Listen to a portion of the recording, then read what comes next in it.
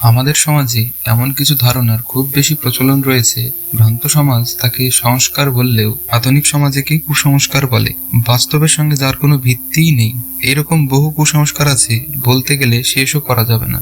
চলুন এইরকম কিছু বিষয়ে আজকের পর্বে কথা বলবো। ভিডিওটি শেষ পর্যন্ত দেখার অনুরোধ রইল। সকালে উঠেই খোলা বারান্দায় একটি শালিক দেখলেন, ব্যাস মনে হলো এটা কোনো অলক্ষণ, যাত্রা অশুভ হবে বা সারাদিন বোধহয় খুব খারাপ কাটবে। কারণ আমাদের কাছে মনে হয় জোড়া শালিক দেখাটা মঙ্গলজনক, আর একটা শালিক মানে চরম অলক্ষণে কিছু। ধরুন আপনার সেই দিনটা খারাপ কিছু ঘটে গেল, আপনি দুয়ে দুয়ে 4 মিলিয়ে নিলেন, ভাবলেন সকালে সেই এক শালিক দেখেই আপনার এই অবস্থা। সেই দিন যাই ঘটুক না কেন সব ওই শালিকের দোষ। কি কি কুসংস্কার আমরা বেশি মেনে চলি? বাড়ির বাইরে বের হতে গিয়ে ধাক্কা খেলে মনে করা হয় এটা খারাপ লক্ষণ, এটা হয়তো কোনো কারণে বাইরে যেতে দিতে বাধা দিতে চাচ্ছে। আবার বের হওয়ার সময় হাঁচি পেলে সেটাও অশুভ মনে করা হয়। আবার জোড়া কলা খেতে গিয়ে আমরা থেমে যাই, ভাবি জোড়া কলা খেলে সন্তানও জোড়া হবে। তেমনি কোনো জোড়া ফল খেতে গেলে থেমে যাই। গোল্লা পাওয়ার ভয়ে ডিম খেয়ে পরীক্ষা দিতে এখন অনেকে যেতে চায় না, এতে নাকি পরীক্ষায়ও ডিম পাওয়ার আশঙ্কা থাকে। আবার বাম চোখের পাতা লাফালে আমরা ভীত হয়ে পড়ি, মনে করা হয় এই বুঝি বিপদ আসছে। কোনো বিপদ হলে সেটা চোখ লাফানোর ঘটনার সঙ্গে মিলিয়ে নেওয়া হয়।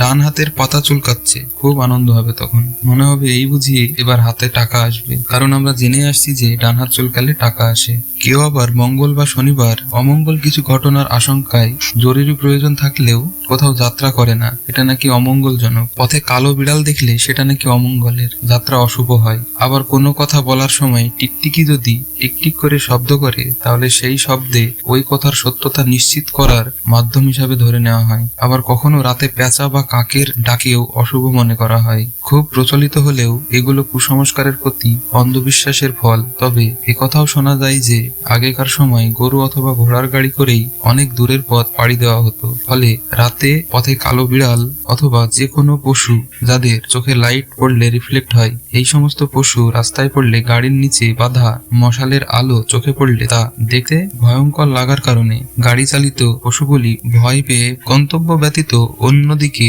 পালাতো। তাই পথচারীরা এইরকম কোনো পশু দেখলে পথ ছেড়ে না যাওয়া পর্যন্ত অপেক্ষা করত।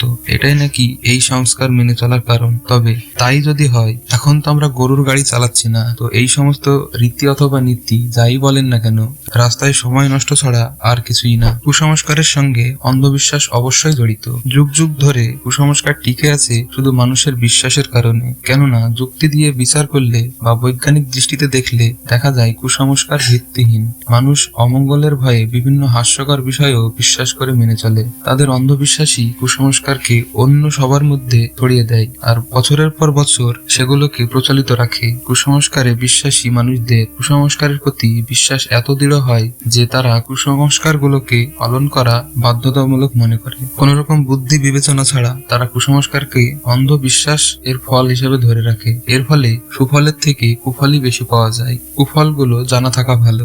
উপসর্গটি মানেই খারাপ বা অশুভ কিছু, তাই কুসংস্কার মানেই দাঁড়ায় যে সংস্কার, অর্থাৎ যে সংস্কার মানুষের জন্য কল্যাণকর নয়।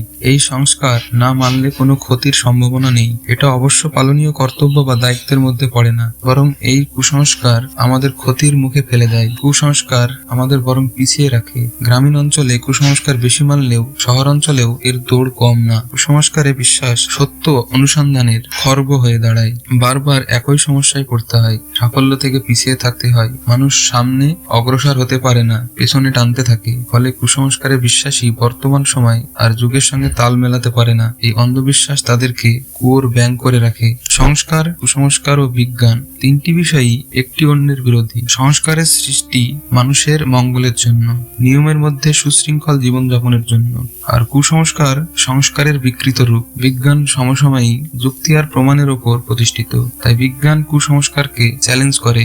বিজ্ঞান কোনো ঘটনার পেছনের যুক্তিসঙ্গত ব্যাখ্যাকে প্রতিষ্ঠিত করে, কিন্তু কুসংস্কার পুরোটাই যুক্তিহীন। এজন্য বিজ্ঞানকে বিশ্বাস করুন। তার মানে এই না যে ঈশ্বর বিশ্বাস করতে নিষেধ করছি, সঠিক ঈশ্বরকে খুঁজে সঠিকভাবে মেনে চলুন। প্রযুক্তির যুগে এসে কুসংস্কারকে প্রশ্রয় দেওয়া একেবারেই মানায় না। এই বিশ্বাসগুলো থেকে বেরিয়ে আসার সবচেয়ে বড় উপায় হলো নিজেকে বদলানো। এজন্য হয়তো আপনাকে আপনাকে সমাজের সঙ্গে বিরোধিতা করতেও হতে পারে। মনের অজ্ঞতাকে দূর করুন সবার আগে। আপনি বাস্তববাদী হন কিংবা ঈশ্বরবাদী, মনে রাখবেন কুসংস্কারের সঙ্গে বাস্তব এবং ঈশ্বরের কোনো মিল নেই। কোনো কিছু যদি মানুষের ও সমাজের জন্য কল্যাণকর না হয় তাহলে সেটি ধর্ম হতে পারে না এবং সেটি ঈশ্বরের আদেশও হতে পারে না। সবকিছু নির্দিষ্ট নিয়মেই ঘটে, কোনো কিছুর পরিপ্রেক্ষিতে কখনো কিছু ঘটে না। সবকিছুরই ভিন্ন ভিন্ন ব্যাখ্যা আছে। বাস্তব সবসময়ই বাস্তব। আপনার চারপাশে যে মানুষগুলো কম বেশি কুসংস্কারে বিশ্বাস করে, আপনার উচিত হবে তাদেরকে এড়িয়ে চলা, নয়তো তাদের সঠিক পথে নিয়ে আসা। কুসংস্কার নিয়ে নিজেও বিভ্রান্ত হবেন না, অন্যকেও বিভ্রান্ত হতে দেবেন না। তাই এটা আপনার দায়িত্ব যে সমস্ত মানুষ এই সমস্যায় আছেন তাদের কাছে এই ভিডিওটি পৌঁছে দেওয়া, যাতে করে ভুল ধারণাগুলি দূর হয়। ভিডিওটি ভালো লাগলে লাইক করবেন,